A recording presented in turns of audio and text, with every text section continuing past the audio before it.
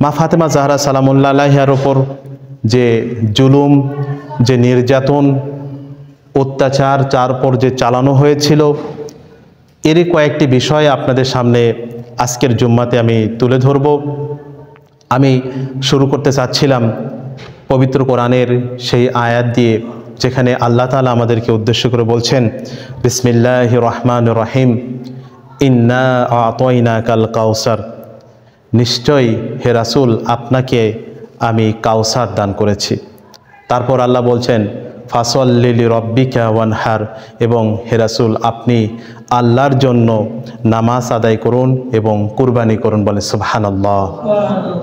তারপর তৃতীয় আয়াতে যেটা বলা হচ্ছে যে ইন্না শানিয়াকা হুয়াল আবতার, নিশ্চয়ই আপনার যারা শত্রু তারাই হচ্ছে নির্বংশ। আর একবার বলি সুবহানাল্লাহ। ঘটনা কি? আমরা সবাই মোটামুটি এই ঘটনার, এই সূরার কিছুটা তাফসির আমরা জানি।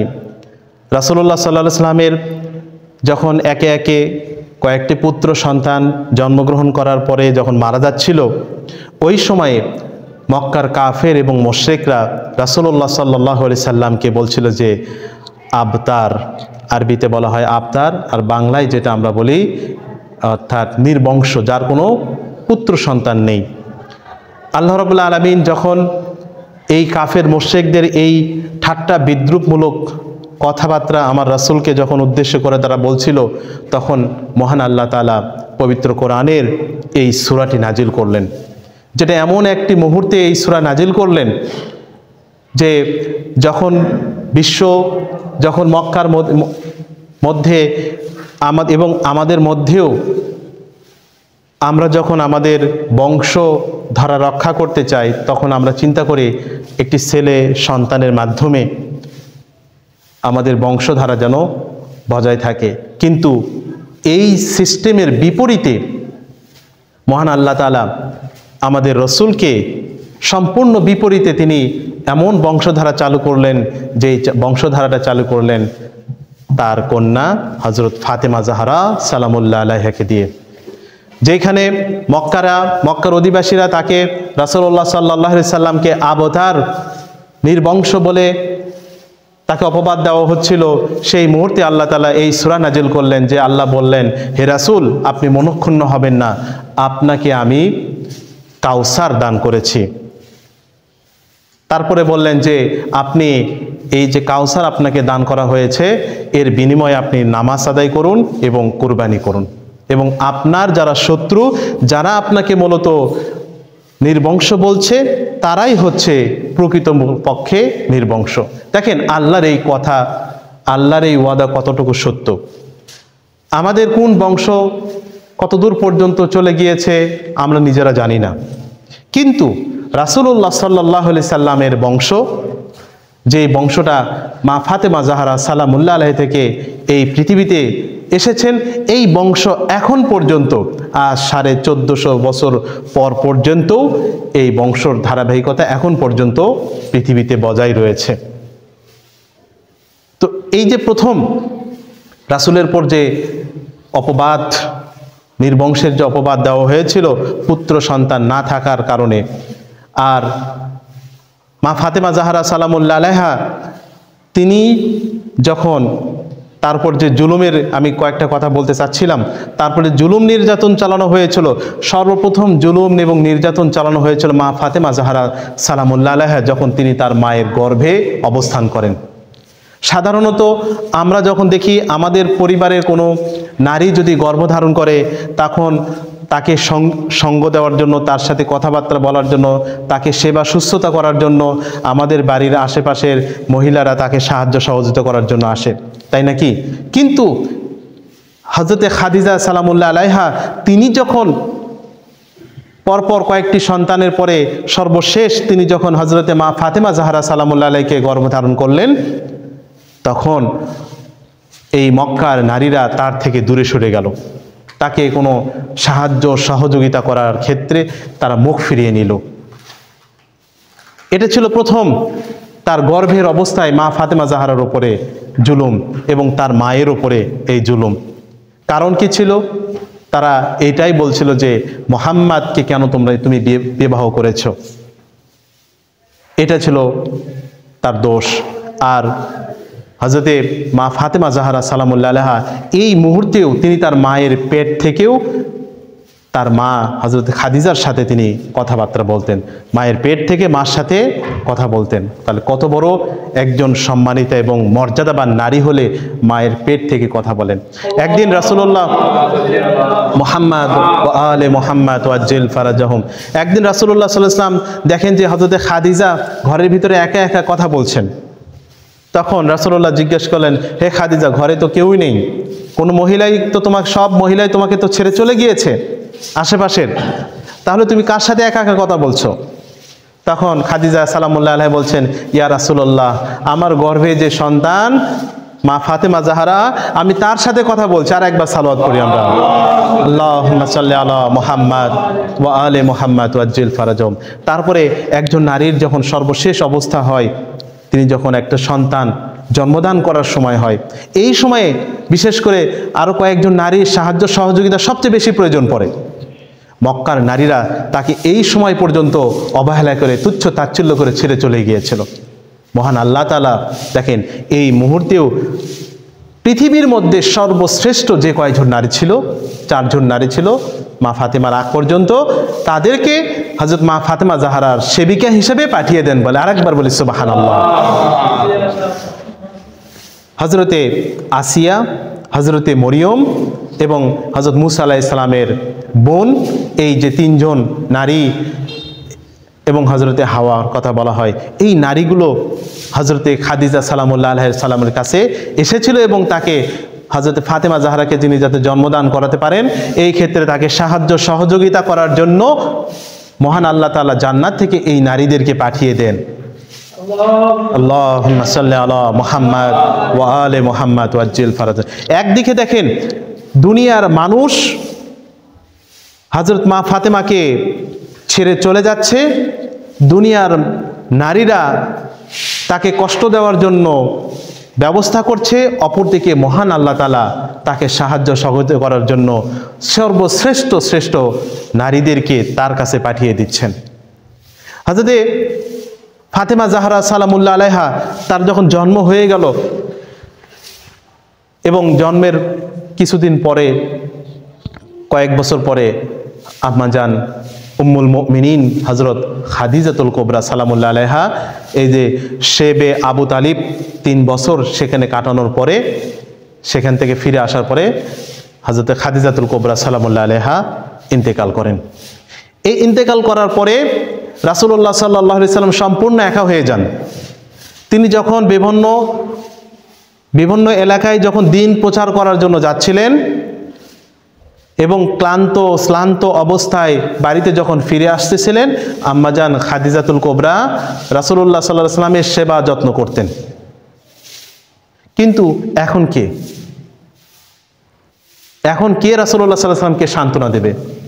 যখন মক্কার ছোট ছোট বাচ্চারা রাসূলুল্লাহ সাল্লাল্লাহু আলাইহি সাল্লামকে পাগল বলে তাদের পিতামাতা তাকে রাসূলের পিছনে লেগিয়ে দিত, যে যাও সে পাগল, তাকে ঢিল মারো, পাথর মারো।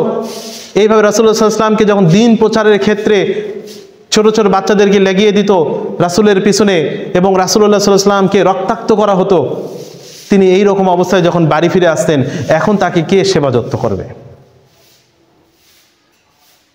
এই মুহূর্তে মাত্র 3 থেকে 4 বছর বয়স মা ফাতেমা জাহরা সালামুল্লাহ আলাইহা, যে বয়সে আমাদের কন্যারা আমাদের কোলে থাকে, আর ওই বয়সের একটা কন্যা মা ফাতেমা জাহরা সালামুল্লাহ আলাইহা, ওই বয়স থেকেই তিনি তার পিতার মা হিসেবে, একজন মা তার সন্তানকে যেভাবে সাহায্য সহযোগিতা, ভালোবাসা, আদর, যত্ন, সেবা করেন, আম্মাজান হযরত ফাতেমা জাহরা সালামুল্লাহ আলাইহা এইরকম সময়ে তার পিতা রাসূলুল্লাহ সাল্লাল্লাহু আলাইহি সাল্লামকে ওই রকমভাবে সেবা যত্ন করতেন এই ছোট্ট বয়স থেকে। আর এই কাজ যখন তিনি করা শুরু করলেন, রাসূলুল্লাহ সাল্লাল্লাহু আলাইহি সাল্লাম তাকে নাম দিলেন উম্মুল মুমিনিন, উম্মুল বানিন, দুঃখিত, তাকে নাম দিলেন উম্মুল বানিন, অর্থাৎ সন্তানের মা। নিজে সন্তান হয়ে সে মার উপাধি ছোট বয়সেই তিনি লাভ করলেন, বলে সুবহানাল্লাহ। এইভাবে তার জীবন এত কষ্টের মাধ্যমে, যে বয়সে একটা সন্তান তার মায়ের আদর যত্ন ভালোবাসা পায়, আর সেই বয়সে সে দায়িত্ব কাঁধে নিয়েছেন, রেসালাতের দায়িত্ব তার কাঁধে পড়েছে। রাসূলুল্লাহ সাল্লাল্লাহু আলাইহি সাল্লাম তিনি রেসালাতের দায়িত্ব তিনি পালন করছিলেন, আর অপরদিকে রাসূলুল্লাহ সাল্লাল্লাহু আলাইহি সাল্লামকে সান্ত্বনা দেওয়ার ক্ষেত্রে, সেবা যত্ন করার ক্ষেত্রে হযরতে ফাতেমা জাহরা সালামুল্লাহ আলাইহা দায়িত্ব পালন করছিলেন। চিন্তা করেন তাহলে কিভাবে তার জীবনটা অতিবাহিত হয়েছে। যখন মক্কা থেকে রাসূলুল্লাহ সাল্লাল্লাহু আলাইহি সাল্লাম হিজরত করে চলে গেলেন মদিনাতে, এখানে রেখে গেলেন তার কন্যা মা ফাতেমা জাহরা সালামুল্লাহ আলাইহাকে, একা রেখে গেলেন এবং দায়িত্ব দিয়ে গেলেন আমিরুল মুমিনিন আলী ইবনে আবি তালিব আলাইহিস সালামকে দায়িত্ব দিলেন যে আমার কন্যাকে সহ তুমি পরবর্তীতে মদিনায় হিজরত করে চলে আসো। দেখেন এই সময়েও কেমন ঘটনা ঘটেছিল। হযরত আমিরুল মুমিনিন আলী আলাইহিস সালাম তিনি যখন রাসূলুল্লাহ সাল্লাল্লাহু আলাইহি ওয়াসাল্লামের যে দায়িত্বগুলো ছিল, আমানতের যে কাজগুলো ছিল, এগুলো মক্কার মানুষদের কাছে রাসূলের আমানত ফিরিয়ে দেওয়ার পর তিনি হিজরতের উদ্দেশ্যে রওনা করলেন এবং তার সাথে ছিল ফাতেমা বিনতে মুহাম্মদ, ফাতেমা বিনতে আসাদ, অর্থাৎ একটা ফাতেমা ছিল মুহাম্মদ সাল্লাল্লাহু আলাইহি সাল্লামের কন্যা, আর একটা ফাতেমা ছিল তার নিজের মা, তার নিজের মায়ের নামও ফাতেমা। হযরত আবু তালেব আলাইহিস সালামের স্ত্রীর নাম ছিল ফাতেমা, যেই ফাতেমার কাছে রাসূলুল্লাহ সাল্লাল্লাহু আলাইহি ওয়াসাল্লাম জন্ম থেকে ছোটবেলা থেকেই বড় হয়েছিলেন। সেই ফাতেমা ছিল, আরেকজন ফাতেমা ফাতেমা বিনতে জুবাইর ছিল, জুবাইরের কন্যা ফাতেমা ছিল। এই তিনটা নারী, তিনজনের নামই ছিল ফাতেমা। এদেরকে নিয়ে আলী আলাইহিস সালাম যখন একা হিজরত করলেন, মক্কা থেকে যখন খবর পেল যে আলী একা একা হিজরত করছে, সেখানে রয়েছে আলীর মা রয়েছে, রাসূলের কন্যা রয়েছে, যাও সেখানে মক্কার মুশরিকরা একদল সৈন্যবাহিনী পাঠিয়ে দেয় তাদেরকে গ্রেফতার করার জন্য অথবা তাদেরকে হত্যা করার জন্য। মা ফাতেমা জাহরার বয়স যখন মাত্র তখন 8 থেকে 8.5 বছর, 8 বছর মাত্র। এই সময়ও তারপর হত্যা থেকে আমিরুল মুমিনিন এই হিজরতকালীন সময়ে তারপর তাকে রক্ষা করেন। আলী আলাইহিস সালাম সেই সময় তার প্রথম যে শৌর্যবীর্যের যে নিদর্শন তিনি দেখিয়ে দিয়েছিলেন ওই মক্কার মুশরিকদের বিরুদ্ধে।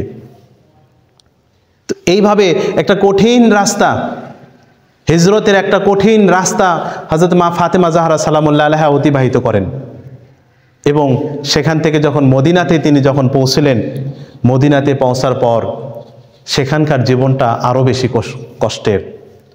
আমরা জানি রাসূলুল্লাহ সাল্লাল্লাহু আলাইহি ওয়াসাল্লাম যখন মদিনাতে তিনি যখন রাষ্ট্র প্রতিষ্ঠা করলেন, রাষ্ট্র প্রতিষ্ঠা করার পর তার কিছুদিন পরে মা ফাতেমা জাহরা সালামুল্লাহ আলাইহার সাথে আলী আলাইহিস সালামের বিবাহ দেওয়া হয় এবং এই বিবাহটা সরাসরি আল্লাহর নির্দেশেই দেওয়া হয়। এই যে বিবাহ যখন দেওয়া হলো, বিবাহর পরে মসজিদে নববী প্রতিষ্ঠা হয়ে গেছে। এখন বিভিন্ন শহর থেকে, বিভিন্ন এলাকা থেকে মানুষজন রাসূলের কাছে আসে।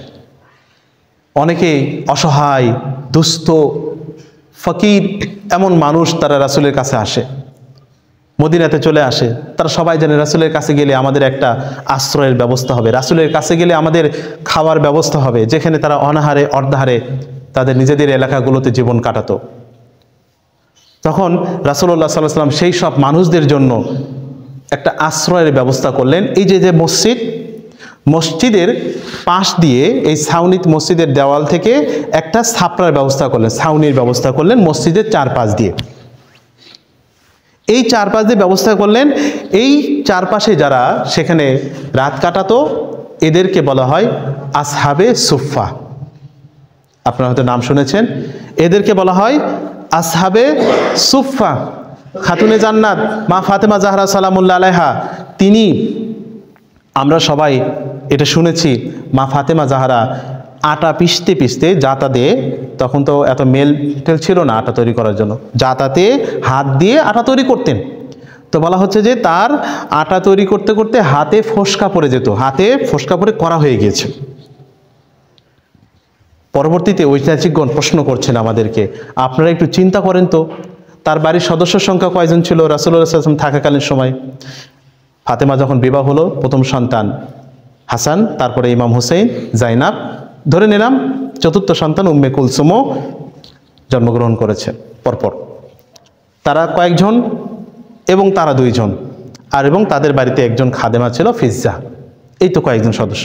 এই কয়েকজন সদস্যের আটা তৈরি করতে হাতের এই অবস্থা হওয়ার কথা? স্বাভাবিকভাবেই এরকম হওয়ার কথা নয়। একদিন আটা পিষলে হয়তো কয়েকদিন চলে যেত, কিন্তু তার হাতের অবস্থা এরকম কেন ছিল?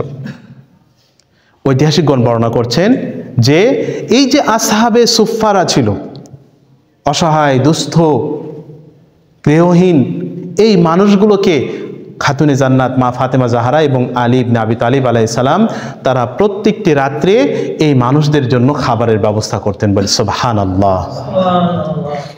তাদের সংখ্যা কত ছিল জানেন? 350 জন মানুষের রাতের, প্রত্যেকটা রাতে, একদিনের না,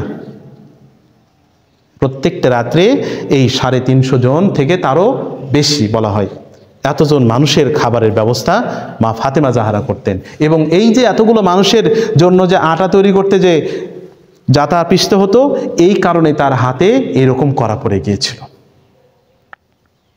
তার দেখেন মা ফাতেমার জীবনীটা দেখেন, তিনিটা তার জীবনে কতটা কষ্ট ষষ্ঠ শ্লেষ তিনি সহ্য করেছেন। তিনি সেই সময় সবচেয়ে সম্ভ্রান্ত পরিবারের একজন কন্যা ছিলেন। তার মা ছিল আরবের মধ্যে সবচেয়ে ধনীদের মধ্যে একজন মহিলা ছিল, তার মা ছিল ধনী। এবং রাসূলুল্লাহ সাল্লাল্লাহু আলাইহি ওয়াসাল্লামের বংশের দিক থেকেও মক্কার কুরাইশ এবং হাশমি বংশ ছিল সর্বশ্রেষ্ঠ বংশ। মক্কার রাজত্ব এই হাশমি বংশের হাতে ছিল। এবং মদিনাতে যদি দেখা হয়, মদিনাতে রাসূলুল্লাহ সাল্লাল্লাহু আলাইহি ওয়াসাল্লামের নানার বাড়ি, সেই দিক থেকেও তিনি যখন মদিনাতেও এসেছিলেন, মদিনাতেও এই যে মা আমেনা তাদের বংশধরটা ছিল সর্বশ্রেষ্ঠ বংশধর মদিনার মধ্যে। এবং হাশেমি তারাও ছিল এই হানিফ বংশধর। তাহলে এমন একটা বংশর নারী, একটা সম্ভ্রান্ত নারী, তিনি তার জীবনকে কিভাবে কাটিয়েছেন এগুলো যদি বাদও দেই, তারপরে তিনি হচ্ছেন সর্বশ্রেষ্ঠ রাসূলের সন্তান পৃথিবীর মধ্যে। এটাও যদি বাদ দেই, রাসূলুল্লাহ সাল্লাল্লাহু আলাইহি ওয়াসাল্লাম ওই সময়ে তিনি স্বয়ং প্রেসিডেন্ট, দেশের সর্বাধিনায়ক। তিনি একজন প্রেসিডেন্টের কন্যা নিজের কাজ নিজে করছেন, এমন কষ্টের মধ্যে তিনি দিন অতিবাহিত করছেন। তারা চাইলেই কি নিজেদের জন্য সুখ স্বাচ্ছন্দ্যের জীবন বেছে নিতে পারতেন না? পারতেন, কিন্তু সেই জীবনকে তারা বেছে নেননি, বেছে নিয়েছেন কষ্টের জীবন। এবং এই জীবনকে তারা বেছে নেওয়ার কারণে, মানুষের খেদমত করার কারণে মহান আল্লাহ তাআলা তাদের প্রতি রাজি এবং সন্তুষ্ট হয়েছেন। এবং তাকে মহান আল্লাহ তাআলা সমস্ত নারীদের সর্দারিনী, উম্মুল মুমিনিন এবং খাতুনে জান্নাত, যেটা বলা হয় জান্নাতের নারীদের নেত্রী। শুধুমাত্র জান্নাতের না, হযরতে মা হাওয়া থেকে শুরু করে কিয়ামত পর্যন্ত দুনিয়া এবং পরকালে 2 জগতেরও নেত্রী হচ্ছেন এই মা ফাতেমা জাহরা সালামুল্লাহ আলাইহা। এখানে অন্যদের ক্ষেত্রে বলা হয়, যেমন হযরত মারিয়াম আলাইহিস সালামের কথা বলা হয়, হযরত আসিয়ার কথা বলা হয়। হযরত মারিয়াম আলাইহিস সালামও তিনিও নেত্রী, নারীদের নেত্রী ছিলেন। এটা রাসূলুল্লাহ বলছেন, হযরতে মারিয়াম আলাইহিস সালাম তিনি যতদিন বেঁচে ছিলেন, ঈসা আলাইহিস সালামের মা, ততদিন ওই সময়ের মধ্যে যত নারী ছিল তাদের নেত্রী ছিল হযরতে মারিয়াম আলাইহিস সালাম। কিন্তু তিনি মারা যাওয়ার পরে নেতৃত্ব আর নেই। কিন্তু মা ফাতেমার ক্ষেত্রে বলা হচ্ছে তিনি হচ্ছেন মা হাওয়া থেকে শুরু করে প্রথম মানবী, মা হাওয়া থেকে শুরু করে কিয়ামত পর্যন্ত তিনি জীবিত থাকুক অথবা মৃত থাকুক, এর মধ্যে যত মানুষ, যত নারী এই পৃথিবীতে আসবে, এসেছিল, প্রত্যেকের নেত্রী হচ্ছেন মা ফাতেমা জাহরা সালামুল্লাহ আলাইহা। একবার আমরা সালাওয়াত পাঠ করি, আল্লাহুম্মা সাল্লি আলা মুহাম্মাদ ওয়া আলি মুহাম্মাদ ওয়া আজ্জিল ফারাজাহুম। আমার প্রথম খুতবাটা এখানেই আমি শেষ করছি।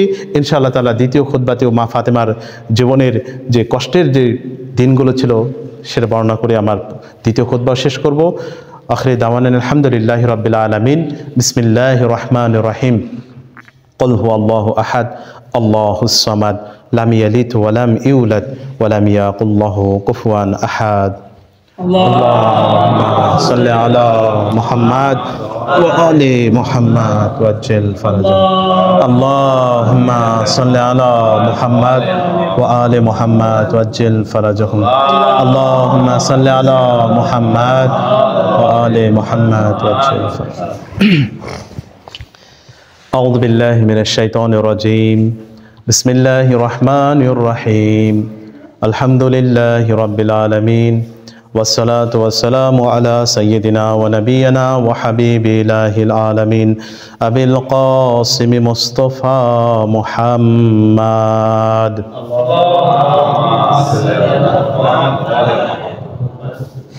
وصلى الله على سيدة النساء العالمين خاتون جنة فاطمة الزهراء سلام الله عليها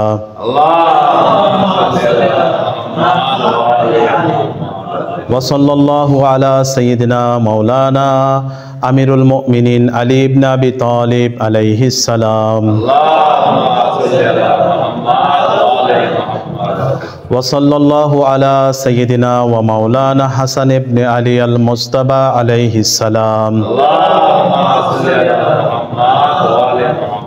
وصلى الله على سيدنا ومولانا حسين بن علي الشهداء كربلاء عليه السلام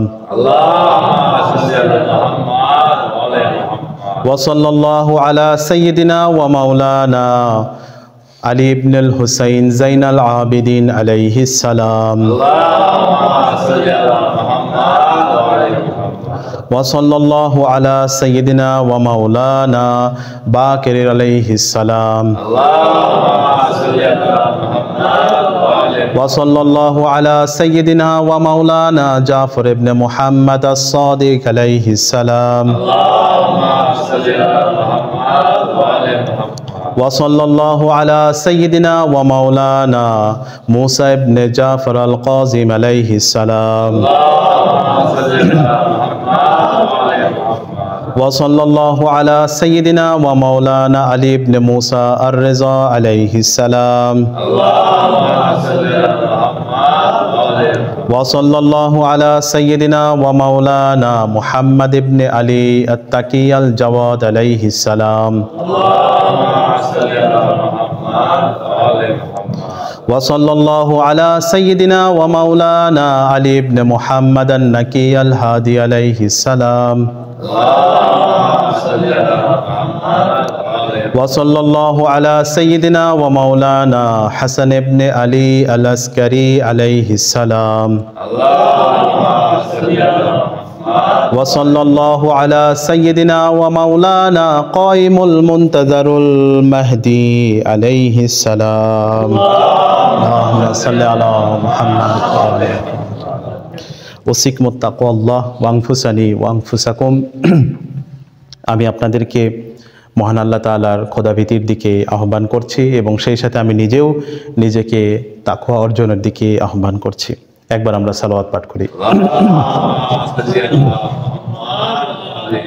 সম্মানিত মুসল্লি কিরাম, আমরা দ্বিতীয় খুতবাতে মা ফাতেমা জাহরার রাসূলুল্লাহ সাল্লাল্লাহু আলাইহি সাল্লামের ওফাতকালীন সময়ের যে বিয়োগান্ত যে ঘটনাগুলো ঘটেছে তারই দুই একটি বিষয় আপনাদের সামনে তুলে ধরি। রাসূলুল্লাহ সাল্লাল্লাহু আলাইহি সাল্লাম এর ইন্তেকালের পূর্ব পর্যন্ত খাতুনে জান্নাত ছিলেন রাসূলুল্লাহ সাল্লাল্লাহু আলাইহি সাল্লামের কাছে সবচেয়ে সম্মানিত একজন নারী।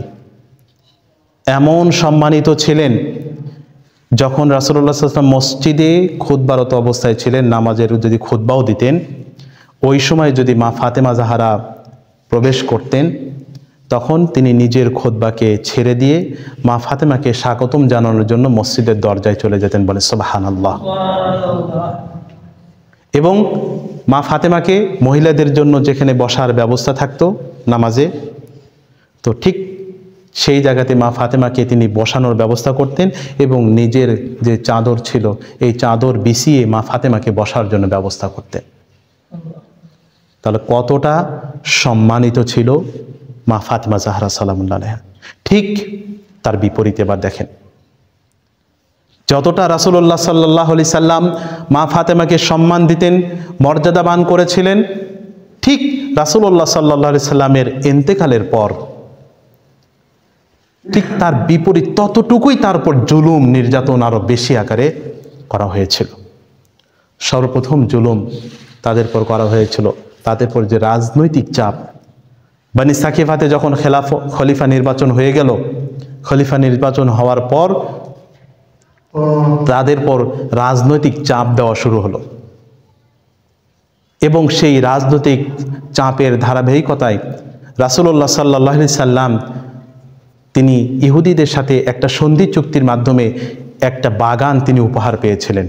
তাকে নিজের ভাবে উপহার দেওয়া হয়েছিল বাগে ফাদাক। সেই বাগে ফাদাক খলিফারা জোর জবরদস্তি করে তাদের কাছ থেকে কেড়ে নেওয়া হয়। বলেন নাউজুবিল্লাহ। যখন এই বাগে ফাদাক কেড়ে নেওয়া হয়, মা ফাতেমা যখন এর জন্য প্রতিবাদ করলেন, তখন তারা বলে রাসূলুল্লাহ নবীগণের কোনো ওয়ারিশ নেই, অর্থাৎ আমাদের রাসূলুল্লাহ সাল্লাল্লাহু আলাইহি ওয়াসাল্লামের কোনো ওয়ারিশ নেই বা তারা কোনো ওয়ারিশ রেখে যান না। তখন মা ফাতেমা জাহরা তাদেরকে কোরআনের আয়াত থেকে দেখালেন যে নবীগণ ওয়ারিশ রেখে যান কিনা। ওয়ারিশ রেখে গিয়েছেন হজরতে দাউদ আলাইহিস সালাম, যে ওয়ারিশের ক্ষেত্রে হজরত সুলাইমান আলাইহিস সালাম হজরত দাউদ আলাইহিস সালামের সম্পদের ওয়ারিশ হয়েছিলেন।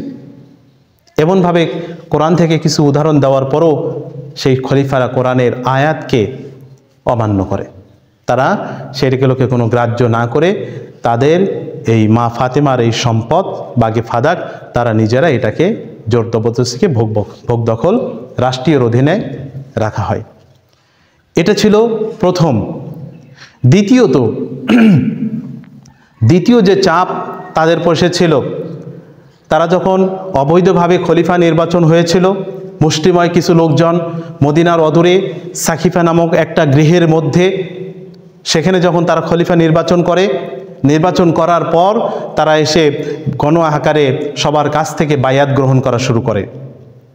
কিন্তু এক্ষেত্রে আমিরুল মুমিনিন আলী ইবনে আবি তালিব আলাইহিস সালাম তিনি বায়াত গ্রহণ করতে অস্বীকার করেন। কারণ তার কিছুদিন পূর্বেই রাসূলুল্লাহ সাল্লাল্লাহু আলাইহি ওয়াসাল্লামের ইন্তেকালের মাত্র ৭৫ দিন পূর্বেই ১৬ লক্ষ মানুষ, ১৬ লক্ষ সাহাবী আলী আলাইহিস সালামের হাতে বায়াত করে এসেছেন। তো যার হাতে সবাই বায়াত করেছে তিনি কিভাবে আরেকজনের হাতে বায়াত করবেন? যখন এইরকম একটা পর্যায় সৃষ্টি হলো, মা ফাতেমার বাড়িতে বারবার খলিফাদের পক্ষ থেকে সৈন্য পাঠানো হয়, যাও আলীকে ধরে নিয়ে আসো, বায়াত গ্রহণ করতে হবে, আলীর বায়াত গ্রহণ করতে হবে, নিতে হবে। কিন্তু আলী আলাইহিস সালাম বলেন, আমি যদি বায়াত গ্রহণ না করি তাহলে তো তোমাদের কোনো ক্ষতি হবে না, তাহলে আমার বায়াত নেওয়ার জন্য তোমাদের এত পিরাপিরি কেন? কিন্তু তারা এগুলো কোনো কথাই শোনেনি। এক পর্যায়ে আমরা যেই দিনটা কঠিন একটা দিন ছিল মা ফাতেমার গৃহের জন্যে, সর্বশেষ পর্যায়ে খলিফার সৈন্যবাহিনী মা ফাতেমার গৃহে হামলা চালায়। বলেন নাউজুবিল্লাহ। কেমন হামলা চালায়? সেখানে মা ফাতেমার গৃহের দরজাতে তারা আগুন ধরিয়ে দেয়। সময় সংক্ষিপ্ত, বেশি বিস্তারিত বলতে পারছি না। মা ফাতেমার গৃহে আগুন ধরিয়ে দেওয়া হয় এবং আগুন ধরানোর পর দরজা যখন পুড়ে যাচ্ছিল ওই সময় দরজাতে লাথি দিয়ে দরজা ভাঙা হয়। আর দরজার অপর পৃষ্ঠ থেকে মা ফাতেমা জাহরা তাদের সাথে খলিফার লোকজনদের সাথে কথা বলছিলেন। কিন্তু দরজা যখন ভেঙে ফেলা হয়, সেই দরজা মা ফাতেমা জাহরা সালামুল্লাহ আলাইহিকে আঘাত করে। বলা হয় যে দরজার চাপায় তিনি পড়ে যান। চাপা পড়ে মা ফাতেমা জাহরা সালামুল্লাহ ওই সময়ের গর্ভবতী ছিলেন। তার পঞ্চম সন্তান হযরতে মহসিন, আপনারা সবাই নাম শুনেছেন। কিছুদিন পরেই সেই সন্তান ভূমিষ্ঠ হতো, যার নামও রাখা হয়ে গেছে। সেই সন্তান তিনি ওই সময় ওই আঘাতে গর্ভপাত করে ফেলেন। বলেন নাউজুবিল্লাহ। হযরত মা ফাতেমা যখন গর্ভপাত করলেন, বাচ্চা নষ্ট হয়ে গেল। মায়ের পেটেই হযরতে মহসিন শাহাদত বরণ করলেন। তারপর কি ঘটল? বলা হচ্ছে যে মা ফাতেমার দুই গালে তলোয়ারের যে খাপ আছে না, হাতল, এই হাতল দিয়ে অনেকবার তাকে আঘাত করা হয় এবং ওই যে দরজার চাপায় তার পাঁজরের হাড়গুলো ভেঙে যায়। চিন্তা করেন একটু, সর্বশ্রেষ্ঠ নারীর উপরে যে রাসূল তার কন্যাকে কতটা মর্যাদাবান করেছিলেন, কতটা সম্মান করতেন, আর রাসূল ইন্তেকালের পরপরই তারপর কতটা জুলুম নির্যাতন চালানো হয়েছিল। মহান আল্লাহ তাআলা আমাদেরকে মা ফাতেমা জাহরার শোককে আমাদের হৃদয়ে শোকে পরিণত করুক। মা ফাতেমা জাহরা সালামুল্লাহ আলাইহার যারা দুশমন, তারপর যারা অত্যাচার করেছিল, তারপর যারা নির্যাতন করেছিল, তাদের প্রতি মহান আল্লাহর লানত এবং অভিসম্পদ বর্ষণ হোক। আমাদেরকে মহান আল্লাহ তাআলা মা ফাতেমা জাহরার মহাব্বতকারীদের মধ্যে আমাদেরকে শামিল করুন বলে ইলাহি আমিন। এবং মা ফাতেমা জাহরা সেই আঘাতেই আর তার কয়েকদিন পরেই মা ফাতেমা ইন্তেকাল করেন, শাহাদত বরণ করেন। তার মৃত্যুটা স্বাভাবিক মৃত্যু ছিল না। আমরা যদি স্বাভাবিকভাবে কেউ মারা যায় বলি ইন্তেকাল, আর তিনি তাকে বেলায়েতের জন্যে, মূলত মূল উদ্দেশ্য ছিল বেলায়েত, আমিরুল মুমিনিন আলী আলাইহিস সালামের যে বেলায়েত ইমামতের জন্য তিনি যে সংগ্রাম করেছিলেন, এই সংগ্রামের কারণেই মা ফাতেমাকে শাহাদত বরণ করানো হয়, তাকে হত্যা করা হয়। আল্লাহ লানাতুল্লাহি আলাল কওমে যালিমিন। মহান আল্লাহ তাআলা জুলুমকারীদের উপর অভিসম্পদ বর্ষণ করুন। আখিরি দাওয়ানা আনিল হামদুলিল্লাহি রাব্বিল আলামিন। আউযু বিল্লাহি মিনাশ শাইতানির রাজিম। বিসমিল্লাহির রহমানির রহিম।